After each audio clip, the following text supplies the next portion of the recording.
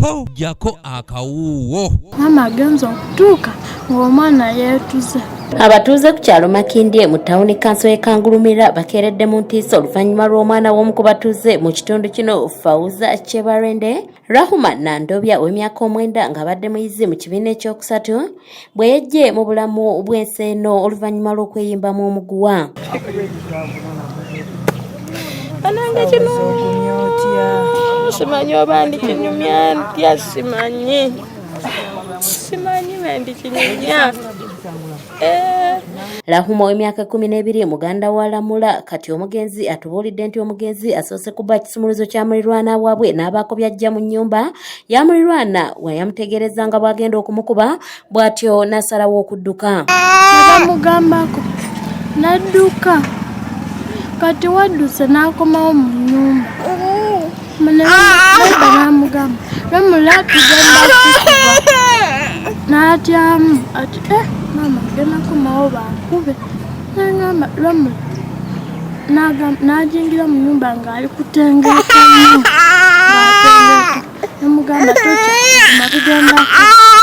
Bino ebituukiddewo nga nnyina abadde agenze mu katale ka Ambakoti ejjinja gy'akolera emirimu gye kyokka bw'akomyewo ne bamuloopera wanaasitukiddemu okunoonya omwana we nga musanze mu kisenge ky'emmanju nga yeetuze. Nga simulaba n'ojjayo mpaliso okusulamu bano abawala nga temuli nga mama aliwa nembwikulabwikula ebintu temuli okugenda emabega nti ali mabega wanti walweki ndaba omwana ng'ali kukuwa nemusitula nako nti Lamula ayimiridde bwati ali nkugambe buno obusubende buli wansi bwebuno obusubende buli nze mbadde manyi yeekwese kunze saagala byakundisa Lamula obadde ogirako nti nga ndaba mukuwa ng'omwana nga yeetuze ali wangulu.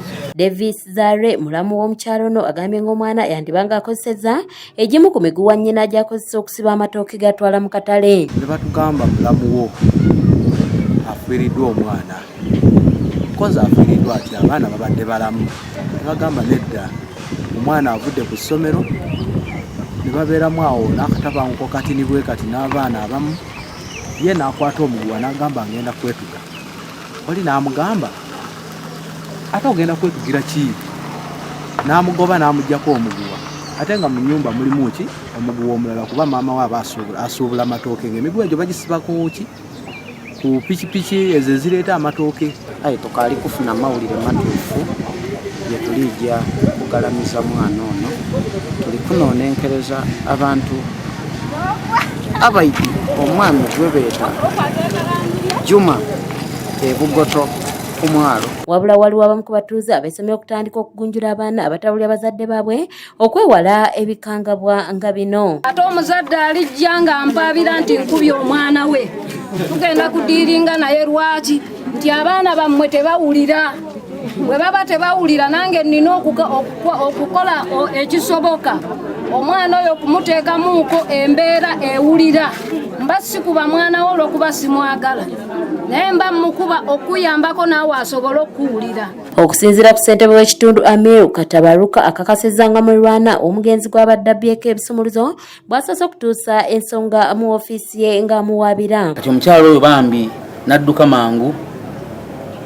ewa sekuritale wange n'akola complaint n'agamba akaana kale kalunaku badde banziba naye akaana kabadde n'ebisumuluzo nga mbadde sikimanyi naye sebo sekuritale songa wezituuse tewayise eddakiika ziwera 2 tugenza okuwulira ekikanga bwekyo kiguddewo. Ono kino akitadde ku bukambwe bw'abazadde obuyitiridde eri abaana. Kivumirira abaana ngafe abazadde tugezeko bakwasaganya nga bawuliziganya ne taata ne maama wakivudde ekyo kivudde ku mbeera maama ne taata gye bayawukanamu.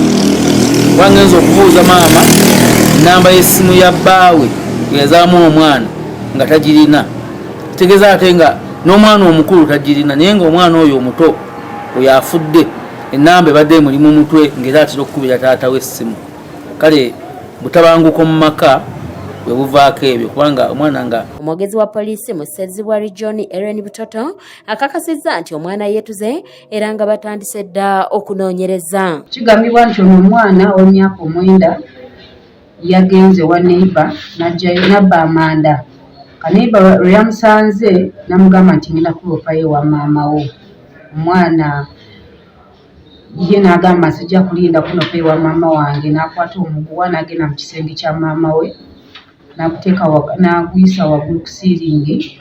Naye omuguwa ogwo yagwesiza mu bulago okakkana ng'avudde mulamu w'ensi. Noreen Namawanda yakusakidde eggulire lino ku lwa ABS Television.